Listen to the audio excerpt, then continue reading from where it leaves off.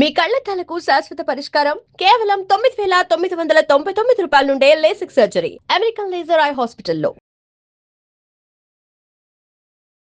నమస్కారం, welcome to I dream. ధర్మ మార్గం విత్ విజిత కార్యక్రమానికి స్వాగతం.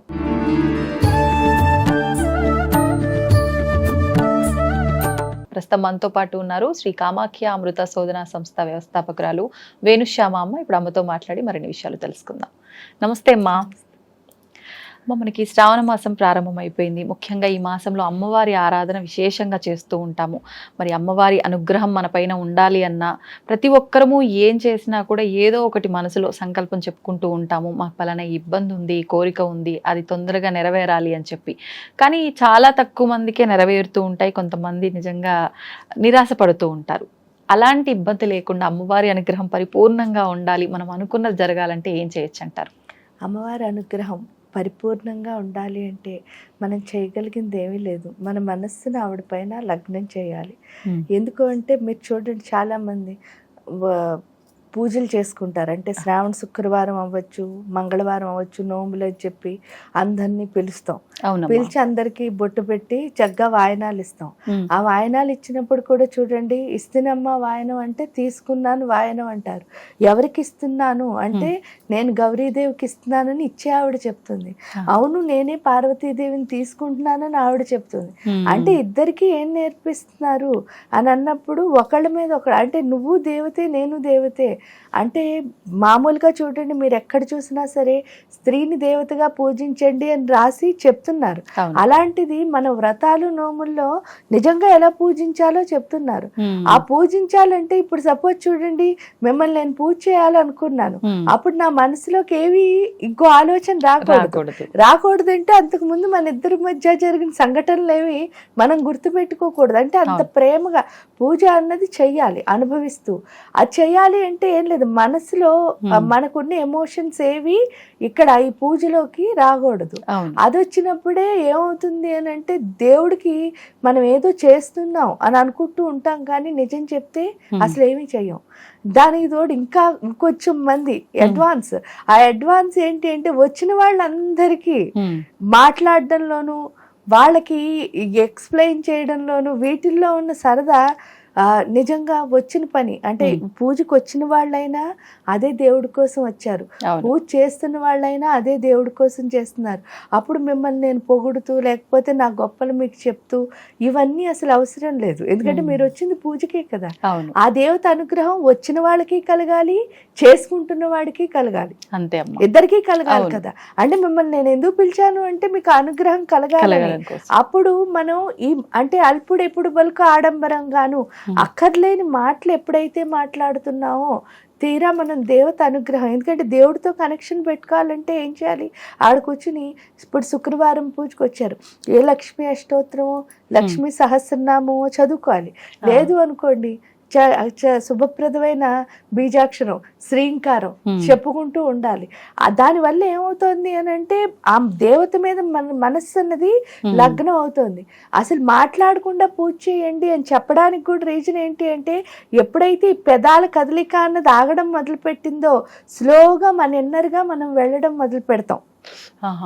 ఎందుకంటే మీతో మాట్లాడుతున్నంతసేపు నా బుర్ర ఏం పని చేయదు. అంటే నేను మాట్లాడుతున్న దానికి మిమ్మల్ని ఎలా అంటే చాలా జనరల్ నార్మల్ హ్యూమన్ గా ఆలోచిస్తే ఏంటి అంటే మన ప్రతి అడుగు కూడా ఒకే ఒక దానికి ఉంటుంది. దాని పేరు ఏంటి అంటే ఇంప్రెస్ చేయడం. అంటే మిమ్మల్ని అందరినీ ఇంప్రెస్ చేయాలనుకోవడంలో నేను ఎవరికి ఇంప్రెషన్ నా దగ్గర నా ఉన్న ఇంప్రెషన్ ఎవరి దగ్గర పోగొట్టుకుంటున్నాను అంటే దేవత దగ్గర. ఎందుకంటే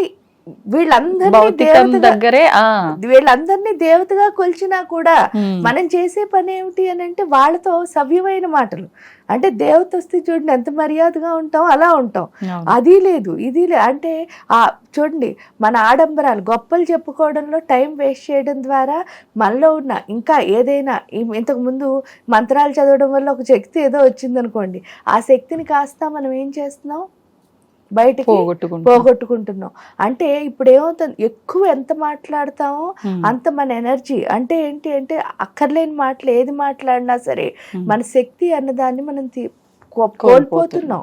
అవునమ్మా. కోల్పోవడం. ఎందుకంటే మీరు మాట్లాడింది అక్కడితో ఉండదు, చూసింది అక్కడితో ఉండదు, విన్నది అక్కడితో ఉండదు, అన్ని మైండ్కి వెళ్తున్నాయి. వెళ్ళిపోతాయి. అక్కడికి వెళ్ళి ఏమవుతున్నాయి, ఆలోచనల రూపంలో అవే మురికి ఆలోచనలు అన్నీ వస్తూ ఉంటాయి. మంచి ఆలోచనలు ఏం కాదు. అవును. మంచి ఆలోచన వచ్చేవాడు ఎప్పుడు వేటిని పనిచేయనివాడు. దాన్నే ఇంద్రియ నిగ్రహం అంటారు. ఆ ఇంద్రియ నిగ్రహం రావాలన్నా కూడా ఫస్ట్ పెదాల కదలిక అన్నది అంటే ఏంటంటే అక్కర్లేని మాట్లాడు. అందులో అట్లీస్ట్ పూజ దగ్గరికి వచ్చినప్పుడైనా సరే, ఎందుకు అంటే ఆ పూజ ఫలితం మనకి రావాలి అంటే ఖచ్చితంగా మనం ఎవరితోనూ మాట్లాడకుండా మౌనంగా ఉండడం నేర్చుకోవాలి. ఎప్పుడైతే మౌనంగా ఉండి మన మనస్సులో ఏదో ఒక జపాన్ని చేయడం మొదలు పెట్టాం, లేదా పైకైనా ఇప్పుడు లక్ష్మీ అష్టోత్తరం అందరం కలిసి చదువుతున్నాం, మణిద్వీప వర్ణన అందరం కలిసి చదువుతున్నాం. చూడండి, మీరు ఎంతో కష్టంలో ఉండి ఆ ప్రదేశానికి వెళ్ళినా సరే ఆ మధ్యలో కూర్చునేసరికి ఏమవుతుంది అంటే గుండె అన్నది చాలా ప్రశాంతంగా మారిపోతుంది. ఎందుకంటే అందులోంచి వచ్చే ఆ తరంగాలు ఏవైతే ఉన్నాయో, శబ్ద తరంగాలు, మన లోపల పరిస్థితిని మార్చే లక్షణం ఉన్నది. Okay okay. ఆ మంత్రం ఎంత చేస్తే, ఎందుకు ప్రతి మంత్రంలోనూ కూడా దేవత యొక్క శక్తి ఉంటుంది. ఆ దేవత శక్తి ఉండడం. ఇప్పుడు సపోజ్ లలితా సహస్రమే తీసుకున్నాం, అందులో ఏమవుతుంది, ఫస్ట్ 60 శ్లోకాల్లో అమ్మవారి యొక్క ఫిజికల్ బాడీని వర్ణించారు. మనం ఏమనుకుంటాం, ఆవిడ అంత అందంగా ఉందని చెప్తున్నారు, కానీ అక్కడ చెప్తున్నది ఏంటి అంటే అక్కడ అలా ఉందంటే ఆ క్వాలిటీ ఎవరి లోపలికి రావాలి, చదువుతున్న వాళ్ళ లోపలికి రావాలి. అంటే అర్థం ఏమిటి అంటే అక్కడ ఉన్న ఏదైతే అంటే అబద్ధాలు చెప్పకూడదని కానీ, లేకపోతే మంచి మాటలే అవన్నీ అక్కడ చెప్తుంటా లలితా సహస్రంలో. అంటే ఆవిడ అలా ఉంది కాబట్టి అంత అందంగా ఉంది, మనం కూడా అంతే బాగుంటే అంత అందంగా ఉంటాం. దానికి ఏం లేదు. ఒక గురువు గారి దగ్గరికి ఒక శిష్యుడు వెళ్ళాట. శిష్యుడు వెళ్ళేసరికి ఏదో గురువు గారు బోధిస్తున్నారు ఇతనికి, ఆ జ్ఞానాన్ని వింటున్నాడు. వింటూ ఉంటే వీళ్ళిద్దరి పక్క నుంచి ఒక అందమైన అమ్మాయి వెళ్ళిందిట. ఆ అందమైన అమ్మాయిని చూడగానే ఇతని కాన్సన్ట్రేషన్, అంటే చిన్నపిల్లాడు కాన్సన్ట్రేషన్ మొత్తం ఎవరి మీదకి వెళ్ళిపోతుంది, ఆ అమ్మాయి మీదకి వెళ్ళిపోయింది. గురువు గారు ఏం చెప్తున్నారో అప్పటి వరకు భక్తిగానే వెళ్ళాడు. అంటే చాలా మంది మేము భక్తులు అని అనుకుంటారు కదా, ఈ అబ్బాయి కూడా భక్తిగానే వెళ్ళాడు గురువు దగ్గరికి, జ్ఞానం విందామనే వెళ్ళాడు, మిగతా పిల్లల కంటే డిఫరెంట్ గా ఆలోచించే వెళ్ళాడు. కానీ అక్కడికి వెళ్ళేసరికి వచ్చిన డీవియేషన్ ఏంటి అంటే ఒక అందమైన అమ్మాయి. ఆ అమ్మాయి ఎప్పుడు వచ్చిందో ఆ అమ్మాయి దాటి వరకు ఆ అమ్మాయిని చూసుకుని ముసిముసి నవ్వులు నవ్వుకుంటున్నాడు. వెనక్కి వెళ్ళాక కూడా కనిపించినంత మేర చూశాట. చూసిన తర్వాత గురూజీ కూడా చూశారు. ఇవన్నీ గమనించాడు. నేను చెప్తున్నది వినట్లేదని కూడా ఆయనకు అర్థమైంది. ఎప్పుడు అర్థమైందో వెంటనే ఆయన ఏం చేశాట, ఏం మాట్లాడకుండా కామ్ గా ఊరుకుని ఆ రోజు సాయంత్రం ఒక ప్యాకెట్ ఇచ్చాట ఈ అబ్బాయికి. ఇచ్చి ఒరే పక్క ఊళ్ళో ఒక ఆయనకి ఇవ్వాలి, పట్టుకెళ్ళి ఇవ్వరా అని చెప్పేసి శిష్యుడికి బాధ్యత అప్పచెప్పి ఇచ్చిన తర్వాత నా దగ్గరికి రా అని చెప్పారట. ఇచ్చి వెళ్ళిపోమని లేదు వాళ్ళ ఇంటికి, ఇచ్చిన తర్వాత మళ్ళీ రమ్మన్నారు. రమ్మనేసరికి ఆ కవర్ పట్టుకెళ్ళి ఇచ్చాడు. ఇస్తే తీరా వెళ్ళేసరికి అది ఒక పెద్ద బిలీనియర్, ఒక జమీందారు గారి ఇల్లు. ఆ ఇంటికి వెళ్ళేసరికి ఈయన ఫోన్ నెంబర్ ఇవ్వడం వల్లే వాడు లోపలికి వెళ్ళగలిగాడని వాడికి అర్థమైపోయింది. ఉన్న సెక్యూరిటీ అంతా చూసిన తర్వాత ఆ మెయిన్ ఆయన ఫోన్ నెంబర్ ఉండడం వల్లే ఇతను లోపలికి వెళ్ళగలిగాడు. లేకపోతే ఇవన్నీ దాటుకుని వెళ్ళడం చాలా కష్టము, ఒక్కొక్కళ్ళ దగ్గర పర్మిషన్ తీసుకుని వెళ్ళాలి, ఇవన్నీ అతనికి అర్థమయ్యాయి. ఎప్పుడైతే ఫోన్ చేశాడో ఆయన బయటకు ఒకళ్ళని పంపించి ఈ బాబుని లోపలికి తీసుకెళ్లారు. తీసుకెళ్లిన తర్వాత కూడా ఆయన ఏం చేశారట, చక్కగా అన్ని సదుపాయాలు చేసి టీ ఇచ్చి, కాఫీ ఇచ్చి, జ్యూస్ ఇచ్చి, టిఫిన్ పెట్టి ఏమైనా చేసావా అని చెప్పి వచ్చినందుకు కానీ బట్టలు పెట్టి గిఫ్ట్ ఇచ్చి అన్నీ మంచిగా చేసిన తర్వాత వెళ్ళిపోతూ ఉంటే ప్యాకెట్ ఇచ్చిన తర్వాత థ్యాంక్ యూ నాన్న అని చెప్పి, ఎలా వెళ్తున్నావురా బాబు అని చెప్పారు. చిన్న బాబు కదా, ఎలా వెళ్తున్నావురా బాబు అంటే ఏం లేదండి వచ్చేటప్పుడు ట్రైన్లో వచ్చాను అని అన్నట్ట. అంటే సరే అని చెప్పేసి ఆయన ఒక కార్ డ్రైవర్ని పిలిచి వీడిని కార్ ఎక్కించి గురువు గారి దగ్గర దింపేసిరా అని చెప్పేసి ఈ అబ్బాయిని చెప్పి వచ్చారట. వస్తే ఈ బాబుని గురువు గారి దగ్గర దింపేశారు. ఇంకా ట్రైన్ పట్టుకోవడం లేదు, ట్రైన్ స్టేషన్కి వెళ్ళడం లేదు, దిగడం లేదు, అక్కడి నుంచి గురువు ఆశ్రమానికి వెళ్ళడం లేదు. చాలా ఈజీగా ఇక్కడ ఎక్కిన వాడు అక్కడ దిగాడు. దిగిన తర్వాత వెళ్ళినప్పటి నుంచి గురువు గారికి ఇంకా 24 hours ఎంతసేపు ఉన్నాడో అంతసేపు ఎవరి గురించి చెప్తున్నాడు, ఈ జమీందారు గురించే. ఎందుకంటే ఆయన అంత ఉన్నాయనైనా అసలు గర్వం లేదండి, అలా ఉండాలండి, నన్ను ఎంతో ప్రేమగా చూశారండి, తన కన్న బిడ్డలా చూశారు, ఇక్కడ కిందకి పంపించారు, ఇలా ఇలా రోజంతా చెప్పారట. కొంచెం ఇంకా ఆపట్లే, అలా చెప్తూనే ఉన్నాడు. అక్కడ జరిగిన ఒక్కొక్క సంఘటన చెప్తున్న ప్రతిసారి గురువు గారు చెప్పేసిన తర్వాత ఒకటి అడుగుతాను చెప్తావురా అన్నారట.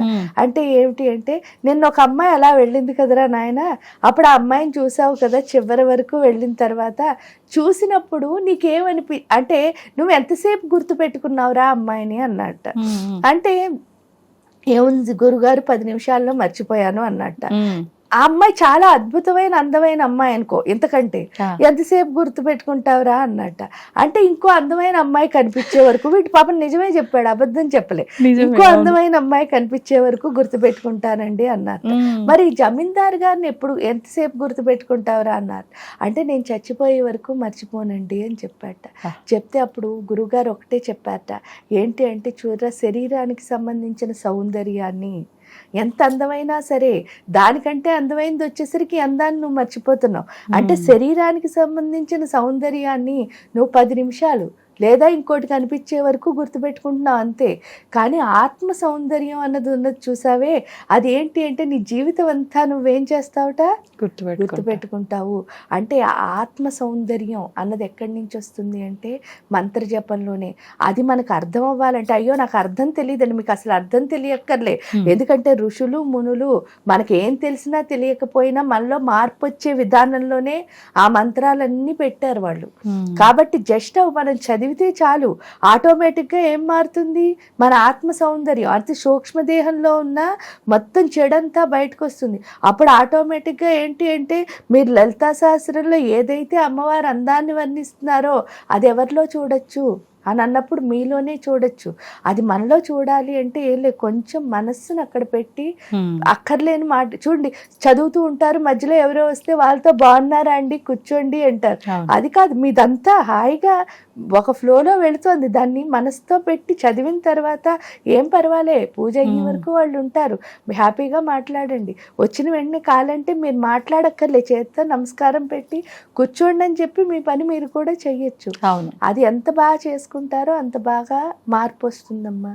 అది పూజకి మనకు కావాల్సింది ఏంటి అంటే మన మనస్సు. అంతే, మనం మనస్సు కనుక ఖచ్చితంగా పెట్టి చేయగలిగితే ఆటోమేటిక్ గా మన గ్రహం ఉంటుంది, 100% ఉంటుంది. ధన్యవాదాలమ్మా. And for more videos, Please subscribe to iDream. Please subscribe to iDream. Please subscribe iDream. And please subscribe to iDream. For more videos, subscribe to iDream. please like, share and subscribe to the channel. Congratulations, iDream. Subscribe to iDream. Subscribe to iDream. So subscribe to iDream Media. iDream ki iDream team అందరికి huge congratulations. Please subscribe iDream Media. Please subscribe to iDream. Subscribe iDream. Please subscribe to iDream. iDream అంటే నా కళల ఛానల్ను subscribe చేసుకున్న నోరు తిరుగుతలేదు, మీరైతే గంట గుర్తు కొట్టండి. For more such videos, please subscribe to iDream. Subscribe to iDream. Please subscribe to iDream. Please subscribe iDream Media. Please do subscribe to iDream. Please subscribe to iDream Media. For best entertainment and information, please subscribe iDream. And don't forget to subscribe to iDream.